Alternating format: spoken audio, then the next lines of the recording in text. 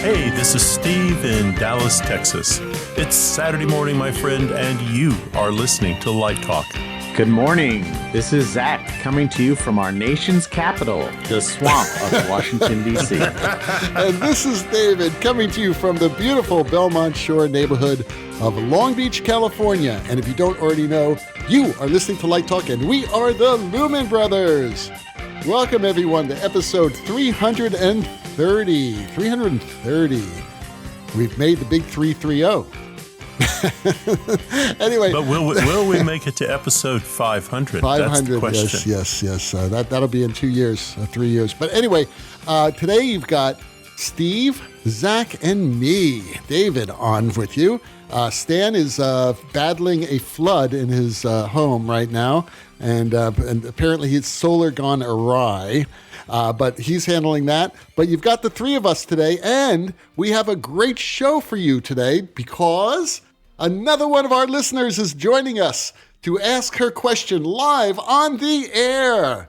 Live on the air, baby. Her name is Jackie Thomason, and she will be with us the entire show to comment on the ridiculous things we will be discussing today. How you doing, Jackie? I'm so excited to be here, you guys. This oh, is no, really she's great. excited. Thank you for having me. I'm so excited. No, seriously, it's true. So excited. It's all downhill after That's this. That's right. Yeah. Your expectations are much too high, Jackie. That's all I have to say. But tell us about it. Have you been listening to Light Talk a long time? I mean, why do you listen to Light Talk? Don't you have anything better to do? No, really. So how far back do you want me to go, David? Oh, how far back you want to go? Episode 1. I decided to go back to school to study acting, like most of us did, and I fell in love with lighting design. So I am kind of a returning student, right? So I'm a little bit older, and I realized that if I was ever going to get anywhere, I was going to have to start working really hard. So I started studying up, and somebody recommended the podcast to me. And so I said, okay, and started listening, and then I listened through all of them again. And then I've gone about halfway through again because I remember stuff and learn stuff. I've used so many techniques and ideas from the show already. And where are you calling from today? I live in St. George, Utah. I am graduating this fall at Utah Tech University in St. George with lighting design emphasis. Wow. So we're really excited. That's awesome. More competition. Nice. Yeah. That's great. Utah's beautiful. I drove through Utah for many, many, many, many years on my way back and forth to Central City. And it's beautiful going through Zion. And it's like you're on a different planet. It's gorgeous. You are. You come through that gorge right there, and then there you are. And it just opens up into like just God's country over there. So we like it. It's great. And everyone else, stay away. I didn't say that. You said that. I didn't say that. Okay. Welcome to the show, Jackie. And Jackie, you're going to be on for the whole show to talk about a lot of things we're going to talk about, but we're going to get started in a second after we hear our news. But even before we hit the news, there's something I want to talk about just briefly. This weekend, Lori and I decided to do the Barbenheimer thing. And the only reason why I'm bringing this up is because not only are they two really, really good movies, they really are really wonderful films, but Barbie has some of the best art direction I've seen in a long time. So for theater designers, you should see that movie more than anything, I mean, it's a silly film. It is what it is, right? And for Barbie fans, you're going to get there are a lot of inside jokes, a lot of funny things going on. But the art direction is pretty phenomenal. And you could tell that theater people designed that thing. You really can. Has anyone else seen Barbie? I can't see it. I cannot go to Why it. Why not? Our leader here in Texas, Ted Cruz, went officially yesterday. Of all the things he has he to goes do, to see Barbie? he decided, as he said, Barbie is more woke than Disney. So he's calling for a ban. Wow. It's probably going to be one of the biggest grossing movies of all time. Yeah. And, that didn't bother me at all, to tell you the truth. I mean, I think it's very clever. And I think it's more about Ken than Barbie, to tell you the truth. It's a Barbie movie. It's a Barbie movie. I mean, it's not like a David Attenborough documentary. It's a Barbie movie. Which made seeing Oppenheimer first really, really poignant. Because after you see Oppenheimer, which is a fantastic film, I must say, I'm telling you, it's going to be nominated for sound and music. It'll probably win because the sound design and the music composition is so fabulous. But they got great actors, incredible writing, great direction, and amazing cinematography. And I think that is going to win a lot of awards. But after you get through this heavy, heavy, heavy film, you go to see Barbie, and it's like perfect. So if you're going to do both films in one day, which I recommend you don't, because it'll just drain you. I mean, I'm still recovering. Now, you did both in Yeah, one we day? did both in one day. So you finished Oppenheimer. We had like a 3-hour break. So you had a delightful popcorn and hot dog dinner with your loved one in the lobby while you were waiting for Barbie to start? No. We actually went home. We had 3 hours. We took a nap, which was really smart. And then we went to see Barbie, and it was just awesome. So, yeah, I recommend you don't do one right after the other. I recommend you take a break.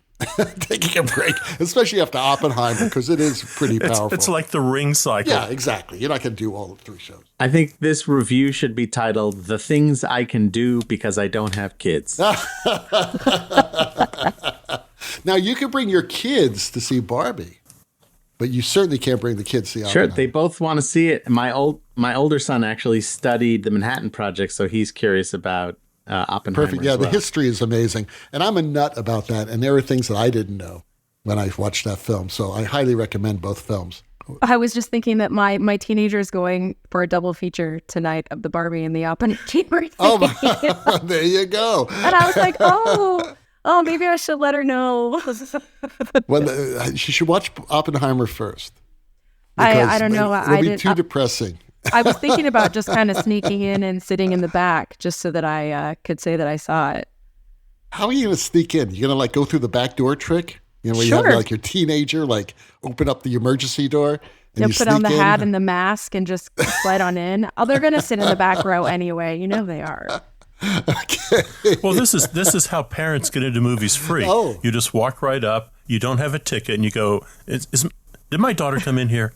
And then they're so perplexed. You go, I think my Let me daughter's just in go that check. Conan I'm just going to movie. go check. I'll be right back. Yes. I promise. You can see everything for free. Well, let me tell you how older people sneak in.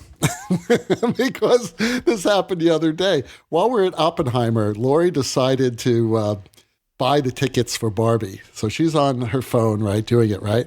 She goes, okay, we got great seats, great, terrific. So we get to this next theater, and I said, okay, where's the email confirmation? And she says, I never got an email confirmation. I said, oh my God. So we go up to the guy who's like, checking tickets at the front. And she goes, look, I got this app and I don't know how to use it. And I know that we're in seats F9 and F10 and blah, blah, blah. And the guy said, oh, just go in there. If you know your seats, don't worry about it. So we go in and we're sitting in F9 and F10, right? There's nobody's sitting in those seats. Well, maybe it's working. And then people come by and they say, hey, you're in our seats. Just scoot over. It's fine. So no, there was no room. The place was packed. So we sat in like the 4th row, where nobody was sitting. And seeing Barbie from that close is actually kind of cool. But that's how people my age go ahead and sneak in. So we didn't pay for Barbie. So I hope they don't arrest us now that we're here. Very nice. So anyway, let's get started with a little bit of Light Talk News.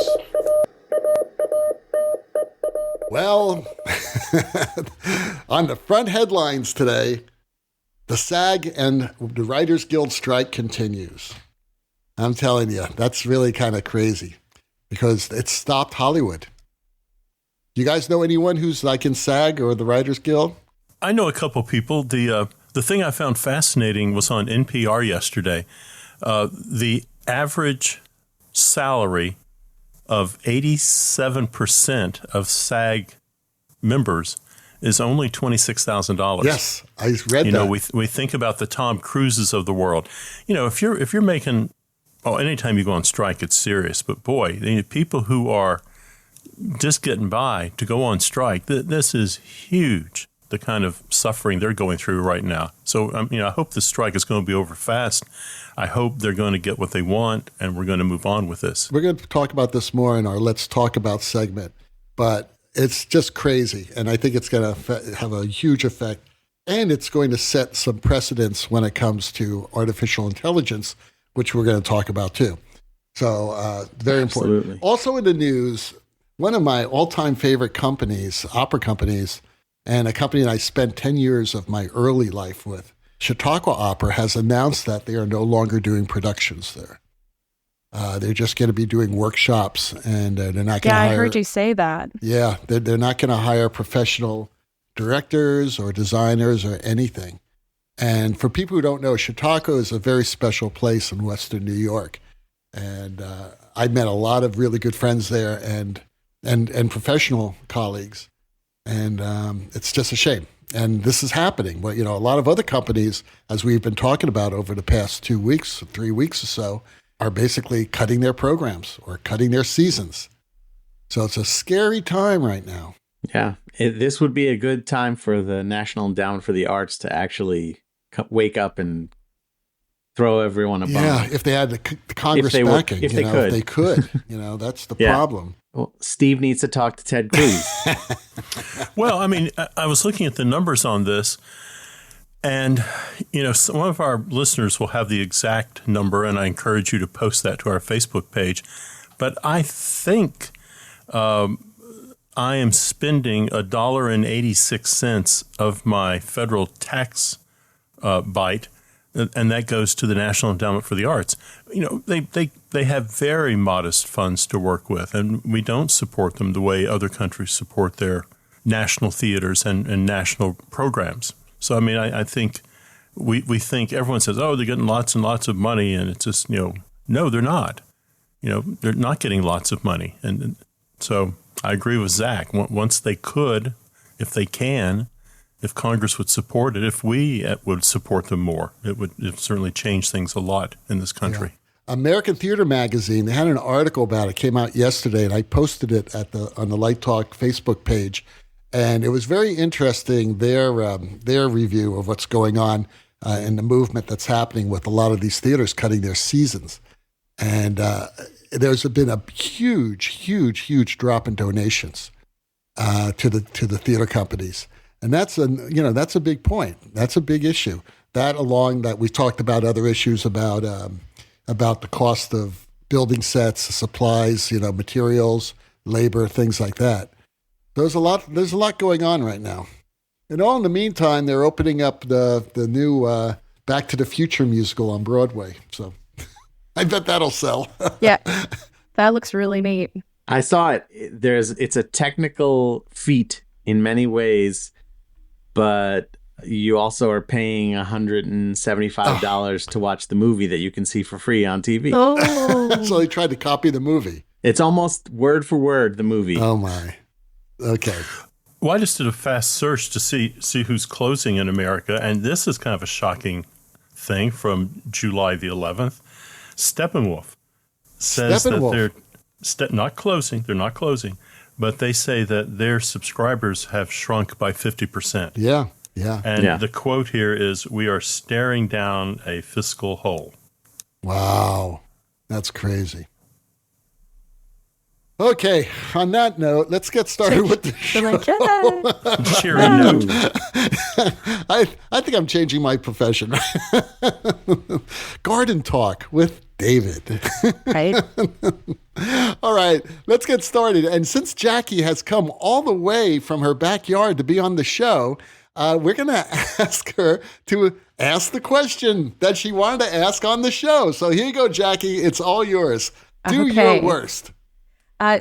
So as I've been re-listening through all of the podcasts, I came across one where you talked about international travel and getting jobs internationally. And you talked about how we should get an agent, but you never went into any specifics about how that would work, who to call, how one would go about getting an agent. And I was just wondering if you could expand on how one would go about that. Oh, boy.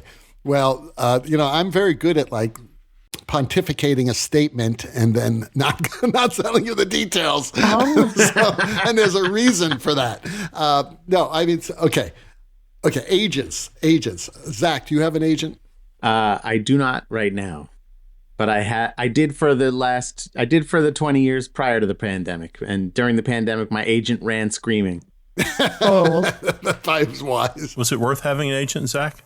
Yes, it was in many ways. I mean, there were definitely moments where I was like, why am I giving this person, 10% of zero? 10% of zero. But, right. But in reality, Frank Zappa in his book has a quote about how you automatically hate your boss because they have the unmitigated audacity to pay you. That having this person in the middle who can do the dirty work so that even though you're sort of pulling the strings behind the scenes, it's a good way to sort of maintain relationships. I mean, the reality is the agent works for you. And sometimes agents forget that, and that's when it might be time to look for a new one.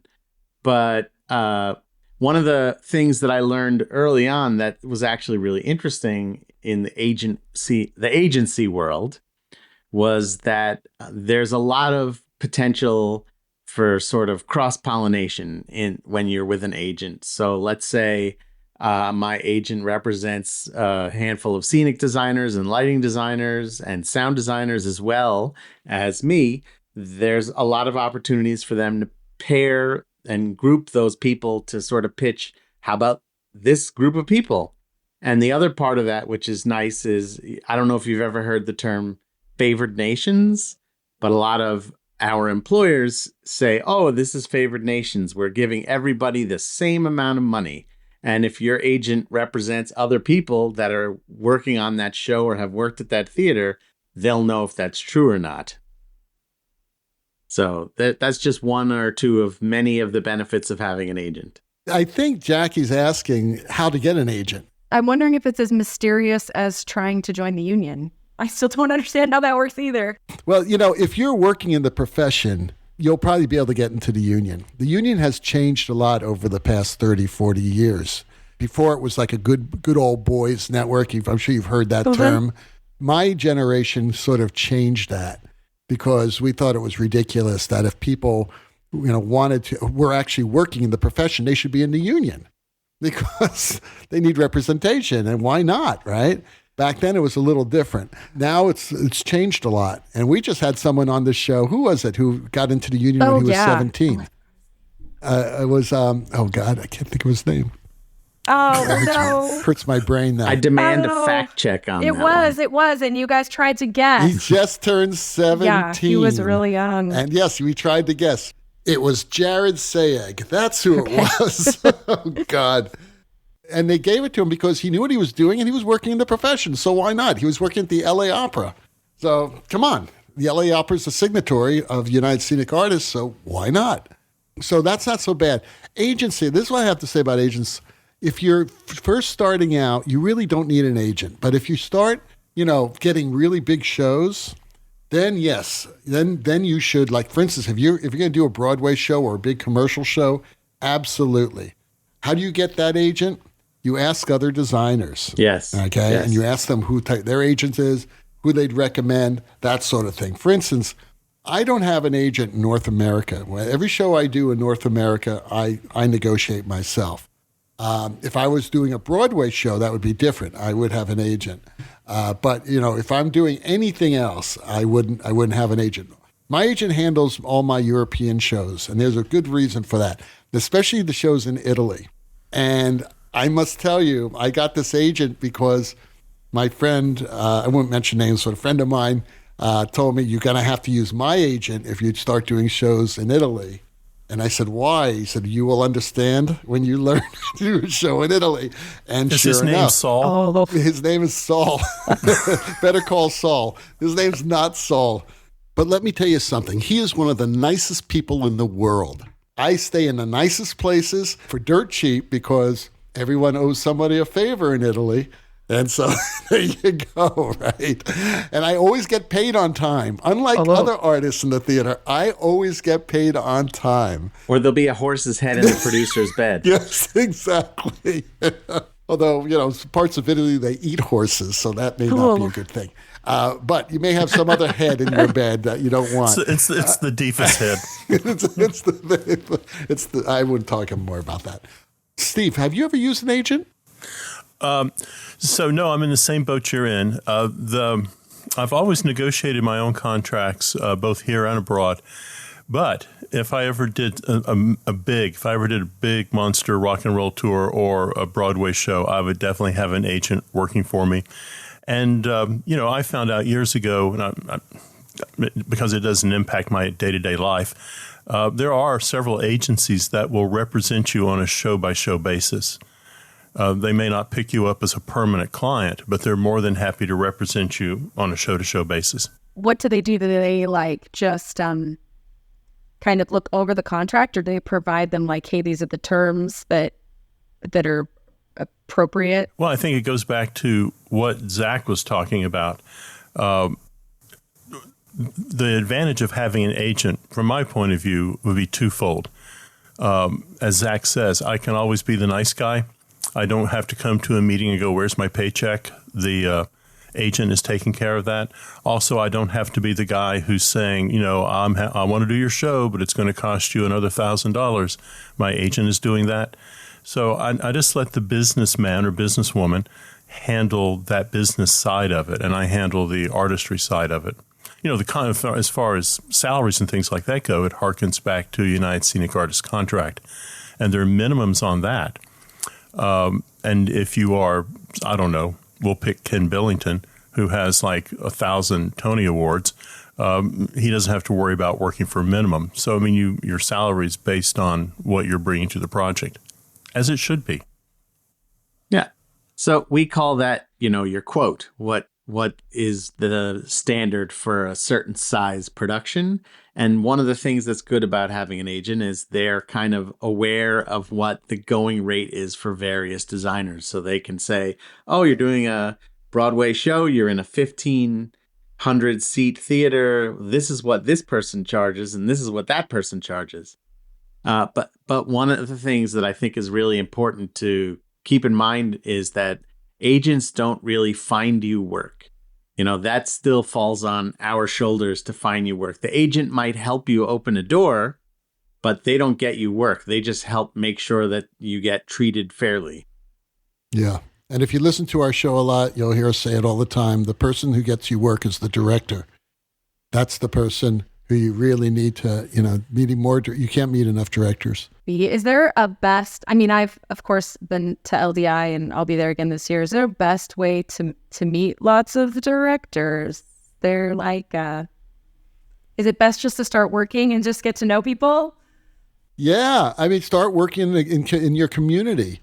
Start working in your community and start hooking up with directors. And I mean hooking up the way we used to say hooking up in the 70s, not the hooking up of the 90s, which is a totally different thing to say, by the way. It's a family show. As my ex-wife told me one day, she said, you can't use the term hooking up. I said, why That's not? That means after dark. We do have light talk after dark. Going back to the union, what you should do if you haven't, just call the Chicago office. I'm not sure if Utah is under Central, which would be Chicago office. No, it'll probably be under LA. Or if it's under California office. Sure. It may be I don't LA. know. Just pick up the phone and call them. They won't bite your head off. They're really nice people. And tell them we sent you, and then they'll hang up on you. Right. Oh, those guys? Never mind.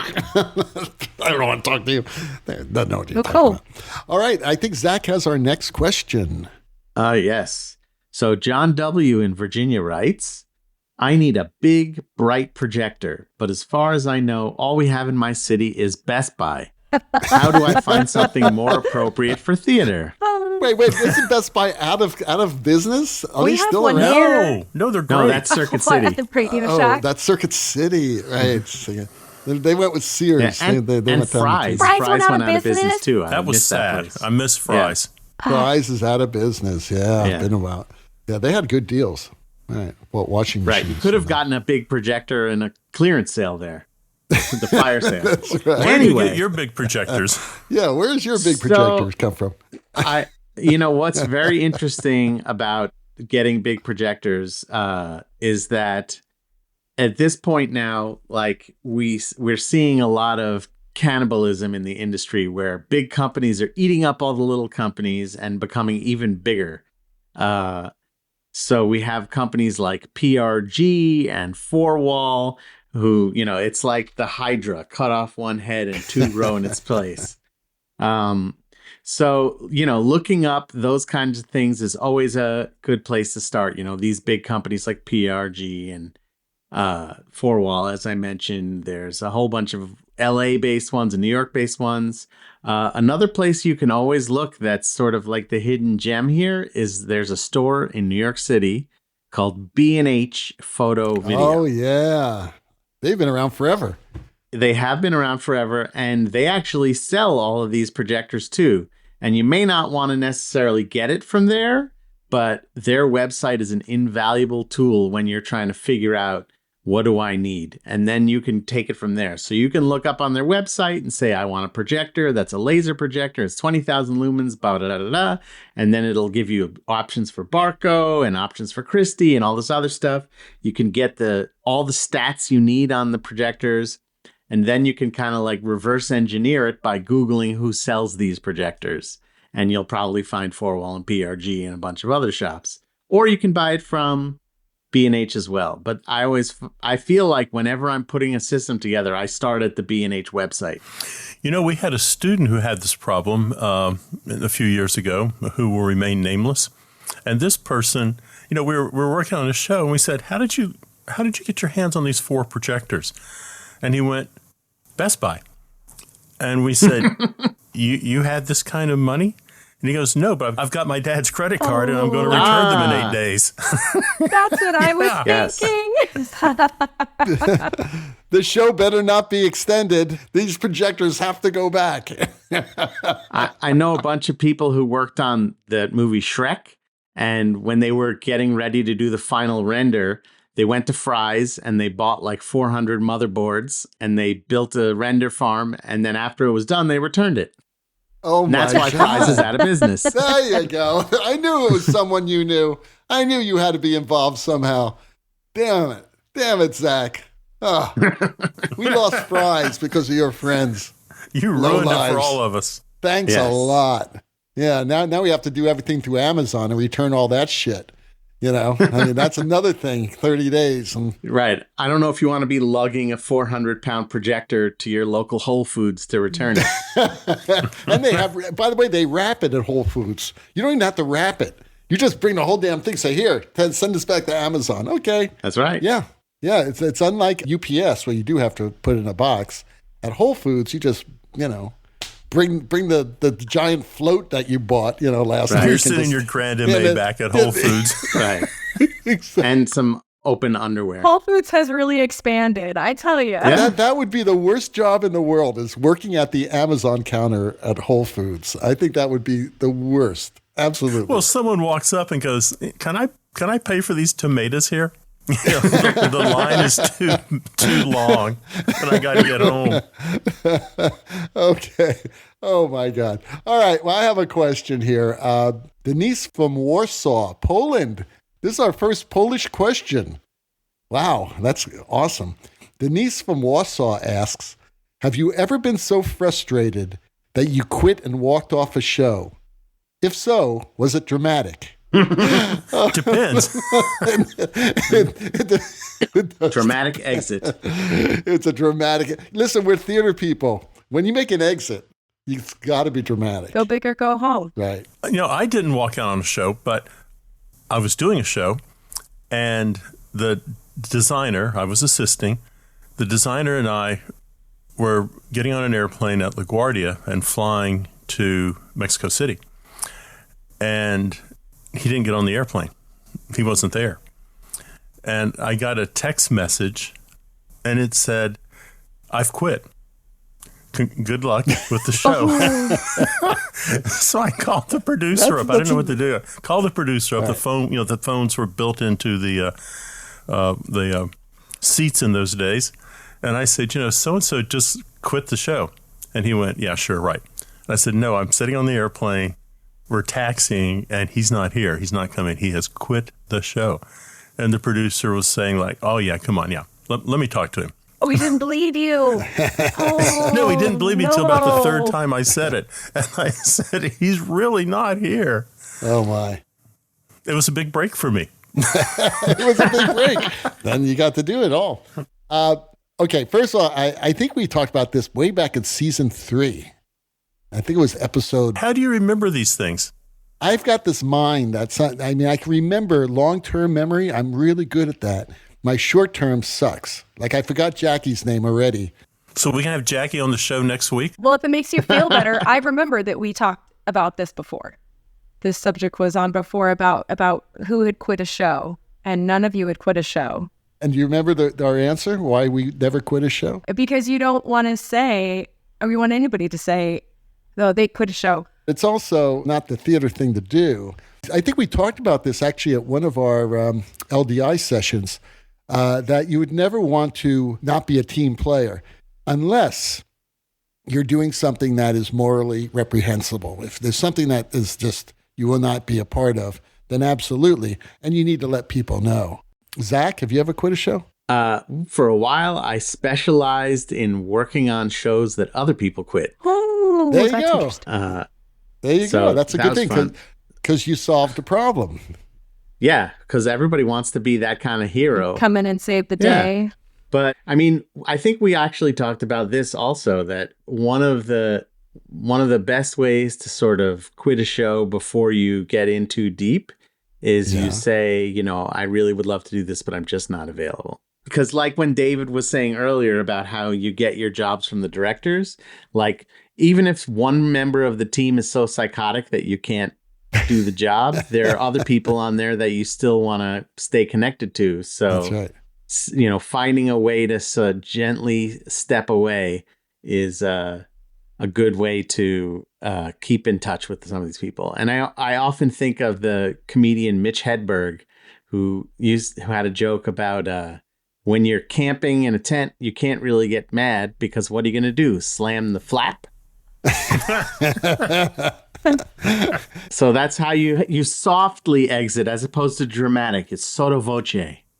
You are listening to Light Talk with the Lumen Brothers, and today's Light Talk is sponsored by Wrecking Ball Leadership Seminars. Is your theater department running on chaos? Do you have too many queens and not enough worker bees? Well, then you need organization in the workplace, a flow of information and ideas, a team, and a leader. You need Wrecking Ball Leadership Seminar. Take advantage of our half-day seminar special. Once completed, your colleagues will have absolutely no leadership skills left. In just 4 hours, we can take a functioning organization and make it completely dysfunctional. Through role-playing, getting in touch with yourself, trust exercises, we will totally isolate your colleagues. And just to make sure, we divide your faculty and staff into 4 teams to comment on the shortcomings of each other.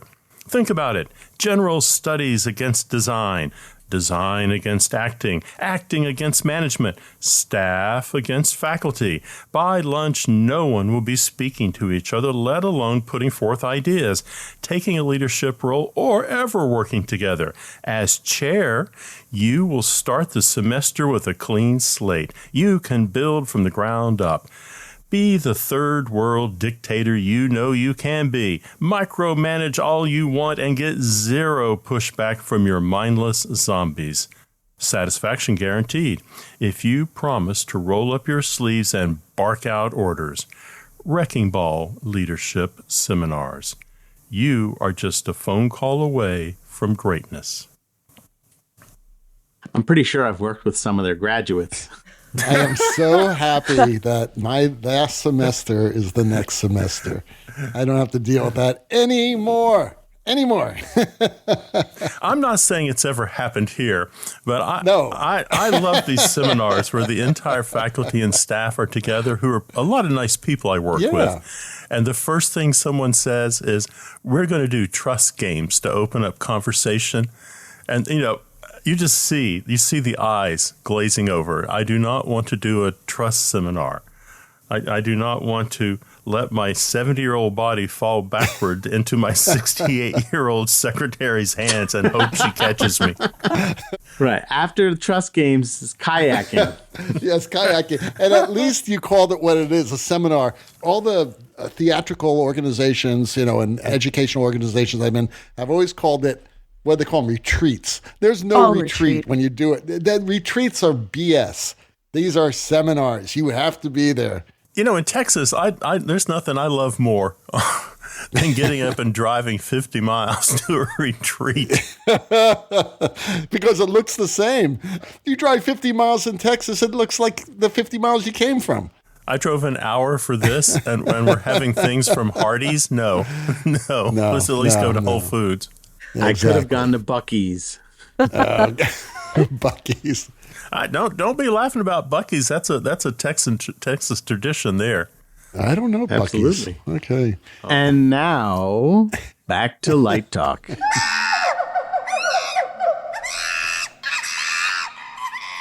Well, the sound of those sex-craved monkeys creating havoc in the lobby of Light Talk Central means that it's once again time for Let's Talk About. And today's Let's Talk About is all about the SAG and Writers Guild strike.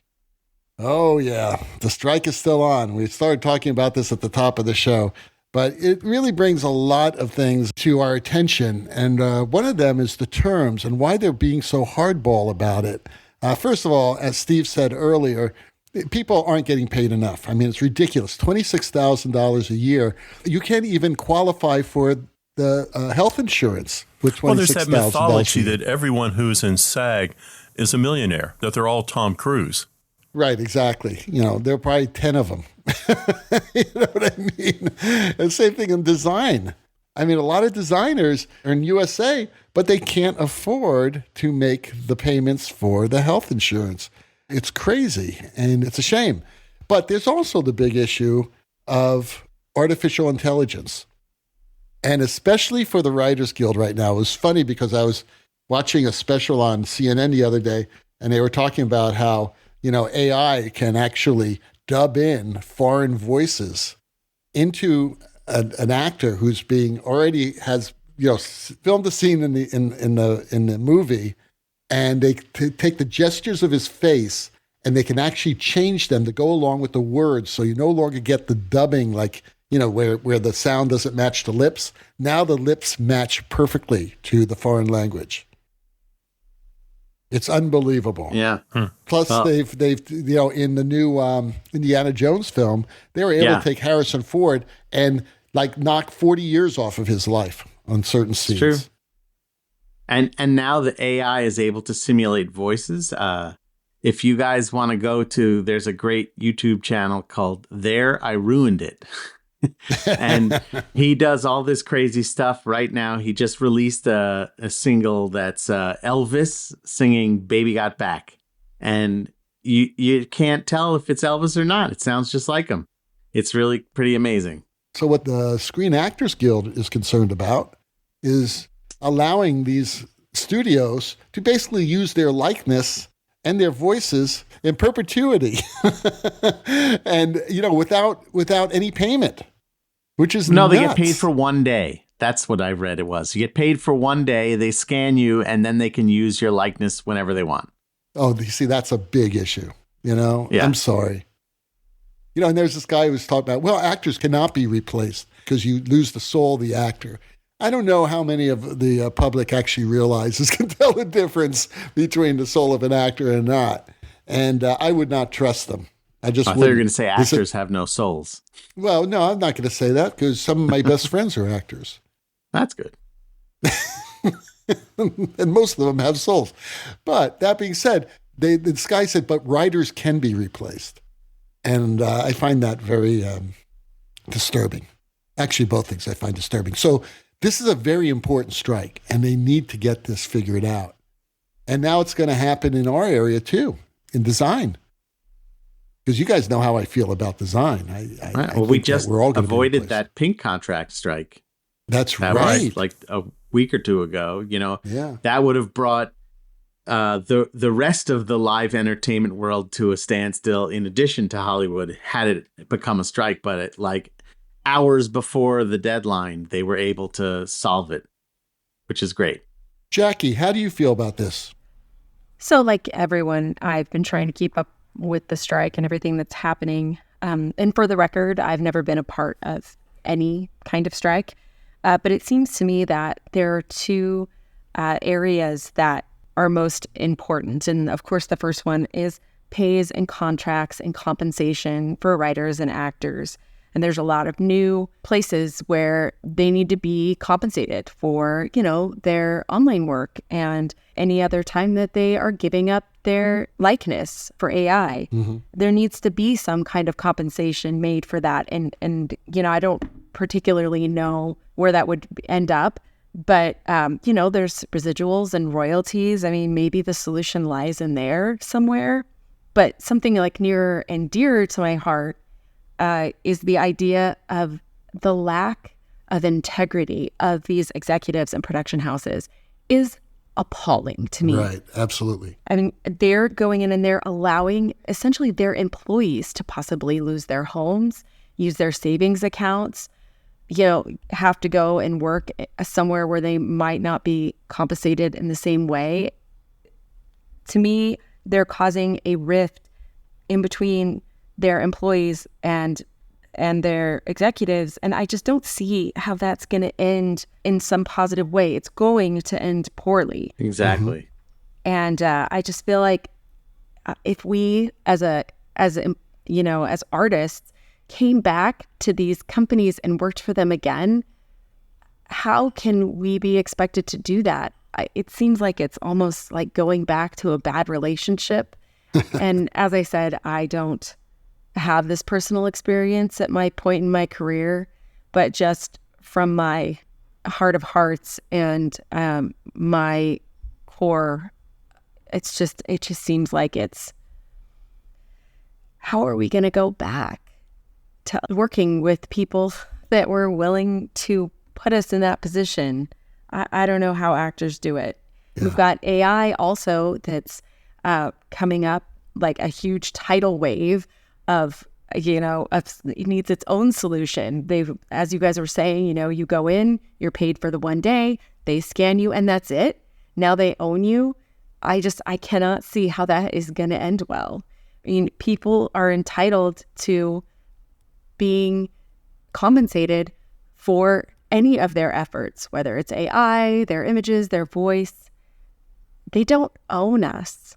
And I just feel like that's what they would like. And to me, that's just appalling.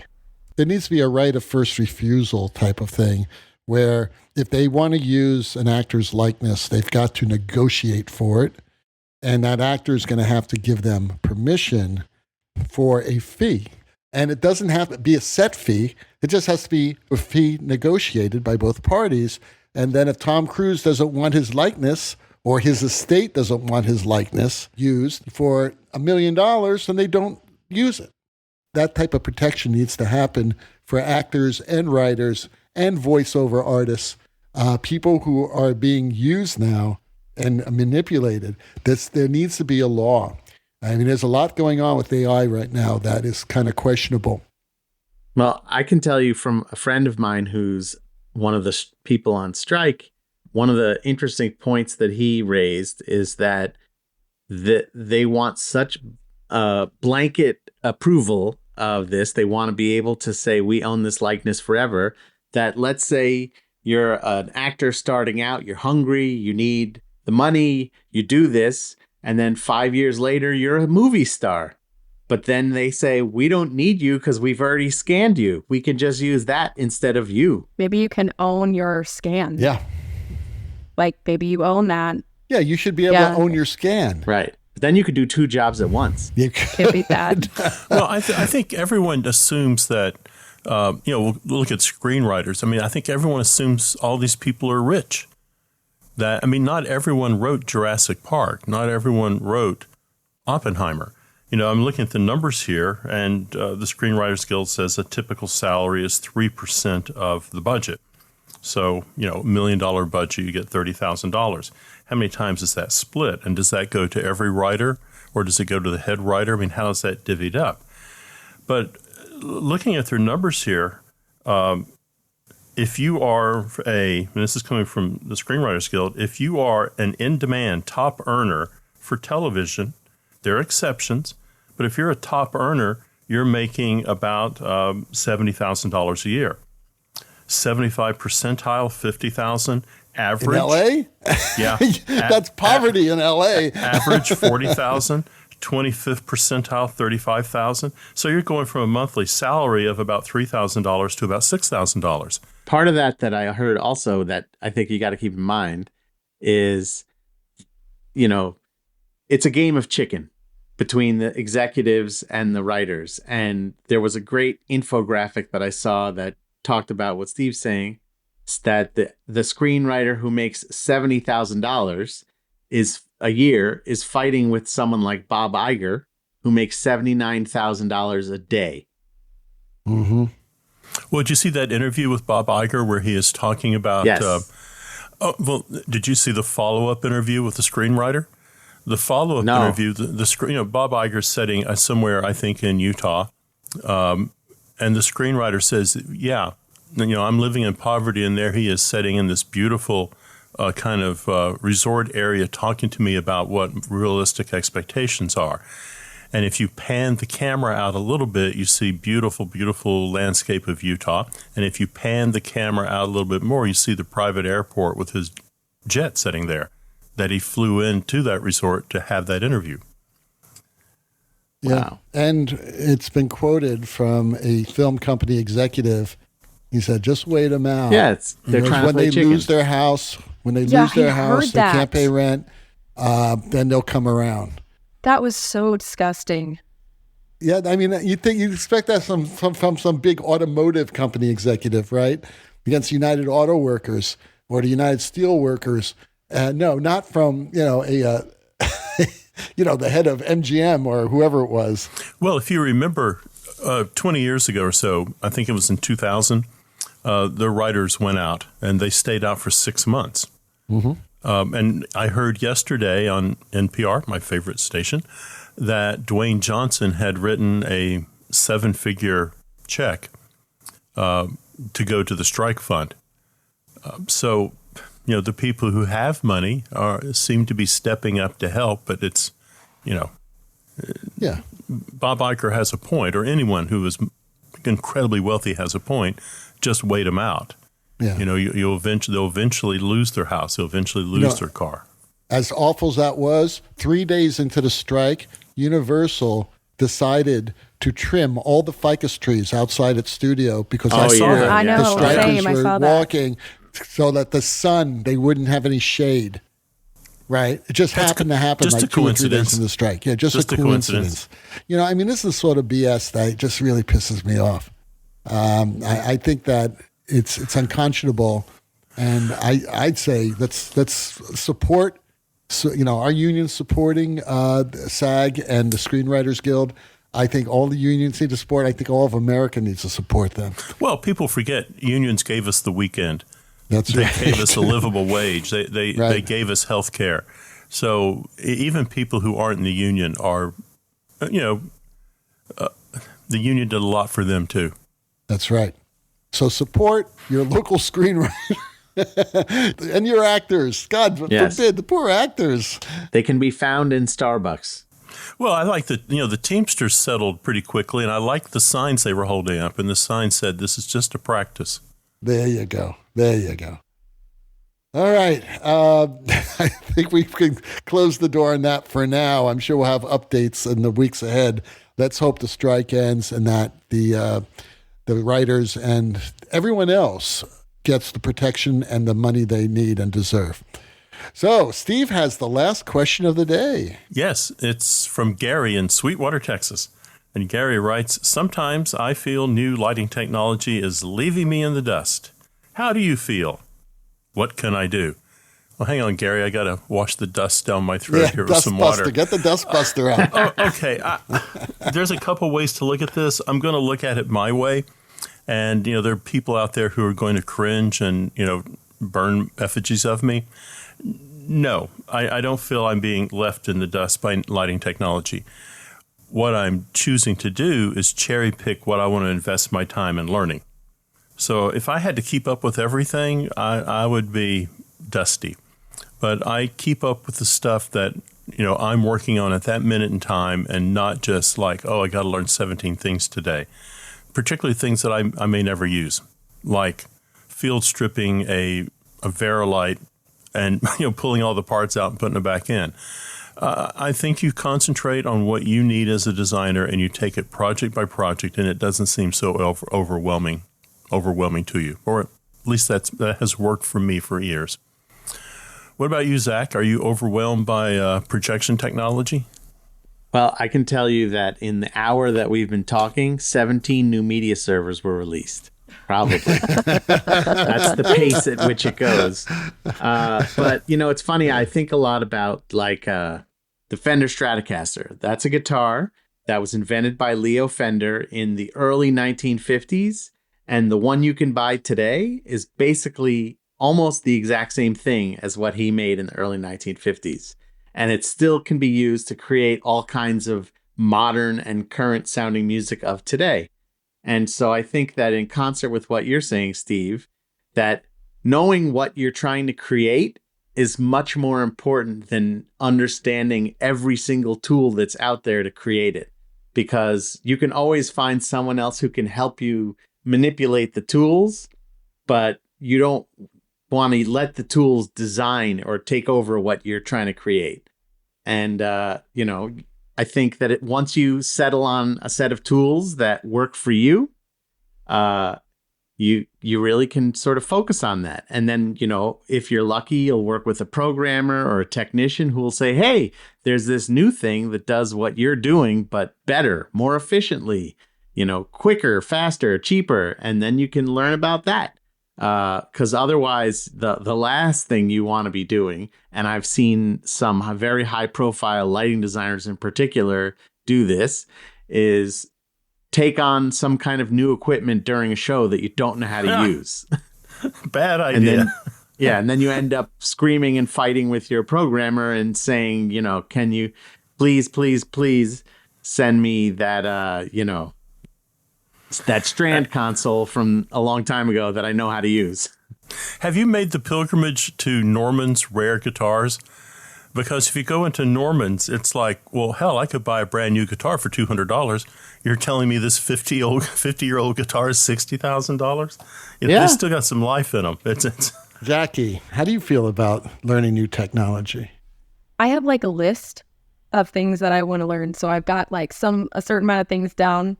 And then I want to learn more about networks and more about drones and, all of these kind of things, because I feel like they're what's coming. And if I understand it, I'll have better opportunities. For instance, there was an opportunity for Cedar Point. They were making a drone show. And I think it's for this summer. And they were looking for somebody that knew how to do it. And I was like, I wish I knew how to do that. So I think that knowing some things that are new opens doors. Before a couple seasons ago, you guys talked about how sometimes if you are going to go to a new theater, and you should look at the instrument list that they have and make sure that you are familiar at least a little bit with the tools that are at that theater. But trying to learn everything, try and learn what you think is going to help you. Learning everything is not really realistic, is it? No. Have a simple no. Well, I would highly recommend for young designers especially that you learn as much as you can about the AI tools that you can use for visual renderings and things like that. We were just talking about how AI is horrible, but the bottom line is that a lot of designers are using it. You could probably get a job if you knew how to do, like 3 or 4 AI rendering programs, people are going to hire you. So, show me this, and all of a sudden you boom, boom, there it is. I would highly recommend that you, learn those because that's pretty much where everything's going to right now. And of course, the technology like whatever, Vectorworks or whatever other drafting, CAD tools that there is. But I think all that's going to go the way of the dodo, right, Steve? The dodo. I was talking to Stan about this because he was saying that, people are much more protected if they're architectural lighting designers. I said, why? That's going to be the first to go. So, matter of fact, the only people who are going to have jobs in the design, architectural design business are basically the chief architect and the people who are going to build it. Like the electricians and the construction workers and the cement pourers. Because all you have to say is, okay, I want a 20-story office building built on this size of a lot with this many offices in it and in the style of Frank Gehry for a budget of, $500 million, right? You have to put the budget down. Then all of a sudden, boom, it's there and it's going to have a complete equipment list. And then all of a sudden, it's done. Right? Well, we could 3D print it. You don't even need the general contractor anymore. They've been 3D printing buildings in China now for a few years. No, I think one of the greatest skills you can have, and I'm not joking about this, is knowing how to open all different kinds of file types. Because even if you're not keeping up with the latest lighting console, people are going to send you all kinds of weird and wacky files. And if you can figure out how to open those files, you're going to be ahead of the game. There you go. There it is, Gary. That's the wisest thing that I've heard. Well, Jackie, thank you for being on the show today. Thank you so much, you guys. It's been great having you here. Saved you from being abused by Stan. So you could thank us twice. Mr. Talking Lightboard. He's the talking lightboard. We would have been on this question forever. But thanks again, and encourage your friends, to call us, to write us, and to be on the show. We encourage all of our listeners. I don't think we've turned anyone down yet. I think everyone who said, hey, I'd really like to ask this on the show, you got it. We're here for you. But who knows? You might be first. There you go. Well, let's end this crazy thing, okay? The rocking sounds of the Luminoids tells us that once again, you've spent another morning listening to Light Talk. You can hear our show on just about every podcast site out there. Check out our website at lighttalk.org and be sure to follow us on Facebook and subscribe to our podcast. That way you will not miss a second of Light Talk insanity. No guarantee is offered regarding the accuracy of any statements or opinions made on this podcast. However, if you do decide to litigate, the Snoot Group with the legal team of Sparks, Burnout, and Chase will defend us until our retirement funds are depleted. Light Talk is written and produced by the Lumen Brothers, coming to you today from Utah, Washington, D.C., Long Beach, California, and the Lone Star State. And be sure to join us next week when we talk about more lighting shenanigans and serve you more of our casserole of nonsense. Light Talk, broadcasting questionable lumen knowledge and humor all around the world. Well, thank you, Jackie, and we'll see you all next Saturday morning. Bye-bye from Light Talk.